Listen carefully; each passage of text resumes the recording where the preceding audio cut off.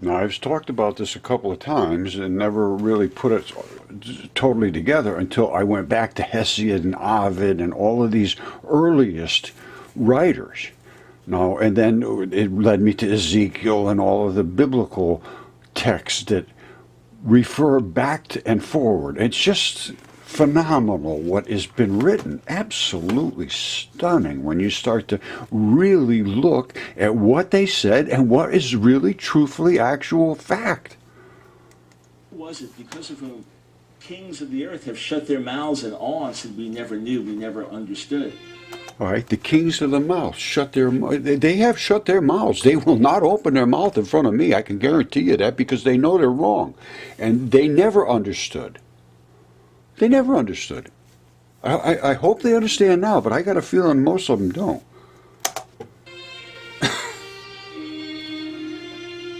For centuries, the rabbis of Israel reflected on the mysteries of what Isaiah had foreseen.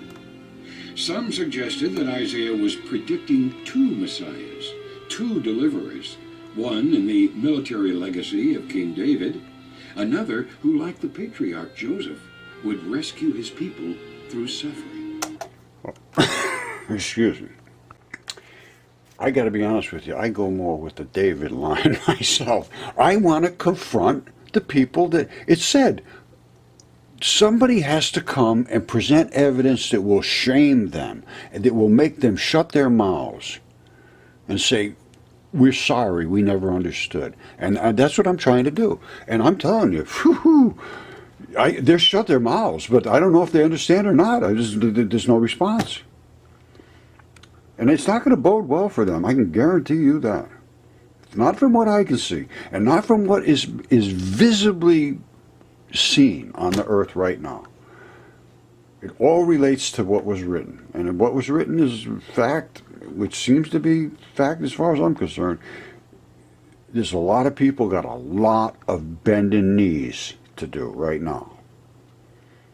All right, I know this is going to sound very, very arrogant and you know, like highly egotistical, but I'm just going to tell you what happened to me. I have never spoken to God. Nobody's come down here and stood in front of me and said, Roger, do this, do that. Here's what did happen, though. I woke up one morning, I said to my wife, there's something in the woods calling my name. I went out, and before long, you know, not like within 15 minutes, but it was a few days, I found giants. Giant human beings, and there was no question when I found it. I came back and and it came up. I don't know why it came up as these things are for you to see, and for others as a test. And I went, whoa, because there's no. Where'd that come from? It's gone, and it never came back, and I can't find it, and I never have no idea where it came from. I spent days searching to figure out how did that message come up.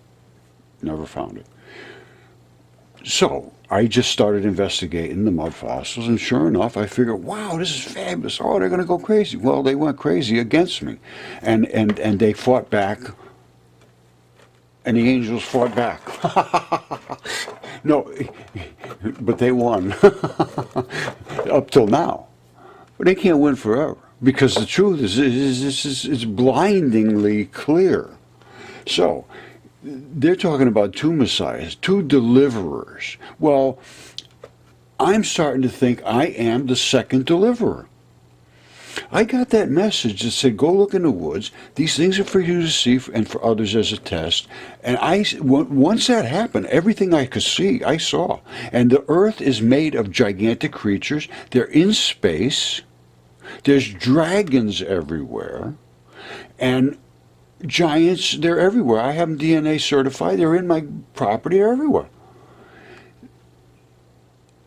So now the kings of the world are going to have to shut their mouths and say, we didn't realize this. It was all true.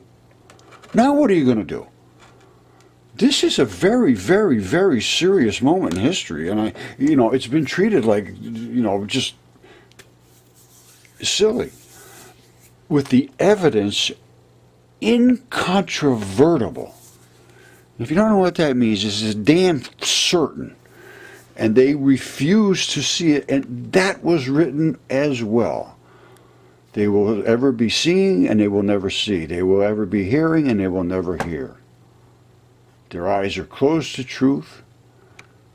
They've made up concocted stories to take the money from you. Is basically what it's exactly what it says. It says their destruction does not sleep. That's what it says about teachers. I'm not kidding you. You start doing some reading, it's unbelievable. And then my statement to me was, consider the time of your calling. Not many of you were all the good things.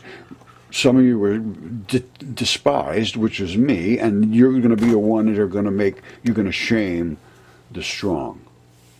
He chose the most despised to shame the other ones. He chose the most detested to shame the strong. And that's, boy, that fits right into my my resume exact. Once I found these things, I mean, I'm telling you, it was a stone wall. And Jesus said, when they tell you to shut up, the stones will cry out. Done. Okay, you have Google Earth, so you can come up here. This is the eye of the Sahara, and I've been looking at that for years. And because it is Atlantis, I'm almost 100% certain. And this was the straits right here that broke, and all of this stuff flooded through there. Plato said they will never speak of mud again, and that whole thing ran into the ocean right there. This is quite obvious. So I've been looking at that for years, and I am sitting here.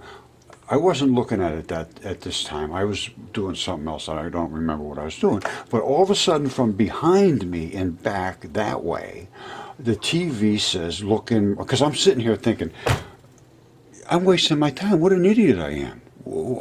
This is ridiculous. People hate me. My kids don't want anything to do with me. My wife is pissed off as hell. My brothers, they just... I was literally...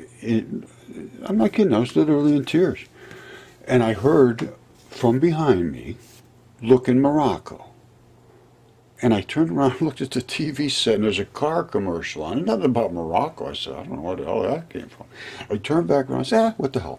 I click on Google Earth. I come up here, and this is Mauritania. All right, well, up here is Morocco. And that is a dragon. And within 10 seconds, I saw this. Now, remember this. Remember this. I had been looking at that for probably at least 2 years.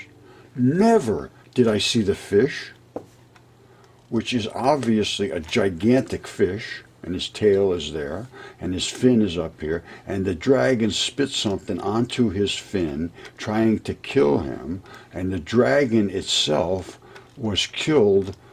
You see the throat? You see all the flashy stuff that goes down the dragon's body? Go to China someday and see them. That's where the throat ran, and this dragon was chopped with something that cut across its neck, and it bled out in the desert. And that, my friends, are all dragon scales. I've gone through the entire digestive system of it. It's avian creature. This is all the bloody effluent that runs off of a dead, decaying dragon's body, in this case. And its tail runs, the body is here, the legs are here, the tail runs all the way out to here. All right, and here's the scaly part towards the end. It's pretty damn obvious. Again, all running, decaying off. So, this just pops out of nowhere.